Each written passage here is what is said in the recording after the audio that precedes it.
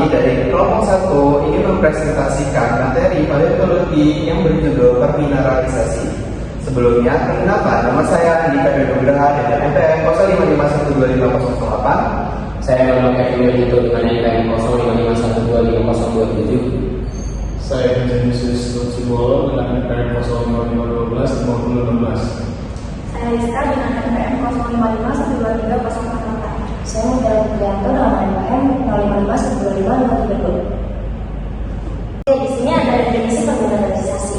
Apa itu definisi permineralisasi? Permineralisasi adalah proses pemosilan yang terjadi akibat penggantian sebagian atau bagian dari fosil oleh suatu jenis mineral karena dari akibat masuknya mineral tertentu ke dalam rongga-rongga dan pori-pori seperti pada tulang, cangkang, atau mineral tumbuhan sehingga menyebabkan fosil akan lebih berat dari semula dan akan lebih tahan terhadap pelapukan. Mineral yang mengisi dan terendapkan adalah mineral kalsit, silika, dan beberapa jenis senyawa dari besi. Assalamualaikum warahmatullahi wabarakatuh. Saya Muhammad Azrafin Alikwan, NPM 0551250002, ingin menjelaskan tentang proses permineralisasi. Permineralisasi ada 3 tahap, yaitu tahap pertama, organisme mati dan segera tertimbun oleh sedimen. Yang kedua, terjadinya infiltrasi mineral. Dan yang ketiga, ada mineral mengendap dan mengeras di dalam rongga tersebut yang mengubah sisa organisme menjadi fosil yang sekeras batu tanpa menghilangkan struktur aslinya. Baik, sekian dari saya, terima kasih. Selanjutnya dari jenis permineralisasi. Jadi yang pertama itu ada silifikasi. Silifikasi adalah merupakan pergantian oleh silika. Nah, silifikasi ini merupakan jenis permineralisasi yang paling umum, apalagi ditemukan pada fosil kayu dan juga tulang. Terus juga cangkang karbonat ikan beberapa seperti moluska, brachiopoda maupun krinoid itu juga dapat mengalami silifikasi. Yang kedua ada piritisasi.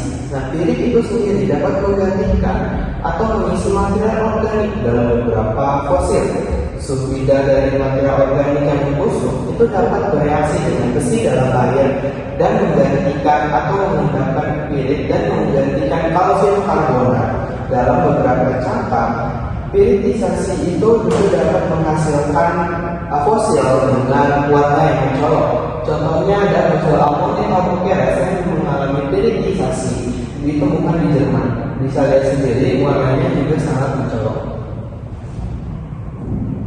Nah, yang ketiga adalah mineralisasi karbonat.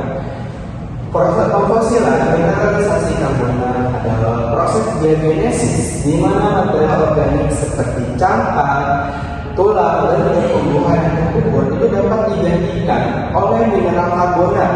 Contohnya kalsium yang dimana rumus kimianya adalah CaCO3 maupun dolomit yang dapat dibawa oleh air tanah. Mineralisasi ini juga terjadi pada tumbuhan, apalagi di endapan gambut, seperti digambar pada ini merupakan proses Brachiopoda di kawasan Sungai Rekreasi Nasional Mississippi di Minnesota. Nah, ini merupakan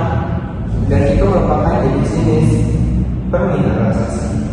Selanjutnya ciri-ciri permineralisasian. Ciri-cirinya ada 3, yaitu struktural tetap terlihat jelas. Yang kedua, detail jaringan dapat terawetkan. Yang ketiga, fosil menjadi lebih keras dan berat.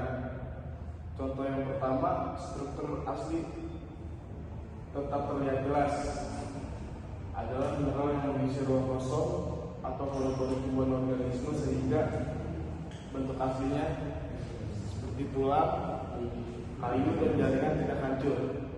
Contohnya pada kayu membatu, pola cincin pada pohon masih terlihat seperti kayu aslinya. Yang kedua, detail jaringan dapat terawetkan, seperti mineral dapat masuk sehingga bagian yang sangat kecil, bahkan tingkat sel atau jaringannya halus. Contohnya seperti serat kayu, struktur tulang, atau pola jaringan. Yang ketiga, fosil menjadi lebih keras dan berat. Contohnya pori-pori terisi mineral membuat fosil lebih padat dan keras dibanding aslinya. Yang kedua, fosil bertambah karena penambahan mineral seperti silika dan kalsium. Dan yang ketiga, kondisi membuat fosil dapat bertahan sangat lama, bahkan jutaan tahun. Oke, selanjutnya ada subbab yang membahas tentang kondisi permineralisasi. Jadi kondisi permineralisasi itu ada 5 poin. Yang pertama itu dipengaruhi oleh lingkungan pengendapan. Jadi biasanya tuh lingkungan pengendapan ini terjadi di batuan yang sedimen halus gitu, seperti kayak contohnya tuh lumpur dan abu vulkanik.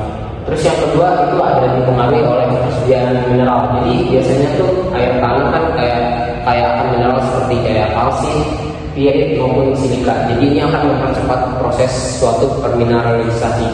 Yang ketiga adalah kecepatan penguburan. Jadi semakin cepat organisme ini terkubur, berarti itu semakin cepat juga proses permineralisasi yang terjadi. Yang keempat itu ada dipengaruhi oleh pH atau redox, yang berarti ini kondisi air tanah yang jernih dan sedikit basah ini, terus dan lingkungannya itu minim oksigen, akan mendukung proses permineralisasi. Terus yang terakhir ada dipengaruhi oleh tekanan dan suhu. Tekanan sedimen dan suhu geotermal ini dapat mempercepat proses presedifikasi mineral. Sekian. Jadi permineralisasi merupakan proses pemfosilan di mana mineral seperti silika, kalsium, dan pirit menuju awal jaringan sehingga terbentuk fosil yang keras tanpa menghasilkan struktur aslinya. Lalu proses ini terjadi melalui pengumpulan cepat, infiltrasi mineral, dan pengendapan dalam jaringan. Jenis permineralisasi meliputi solidifikasi, piritisasi, dan mineralisasi karbonat yang masing-masing menghasilkan karakter fosil yang berbeda. Keberhasilan permineralisasi ini didukung oleh kondisi lingkungan seperti ketersediaan mineral, porositas jaringan, kecepatan penguburan, serta kondisi geokimia. Sekian presentasi dari kelompok 1. Mohon maaf apabila ada kekurangan maupun kesalahan. Wassalamualaikum warahmatullahi wabarakatuh.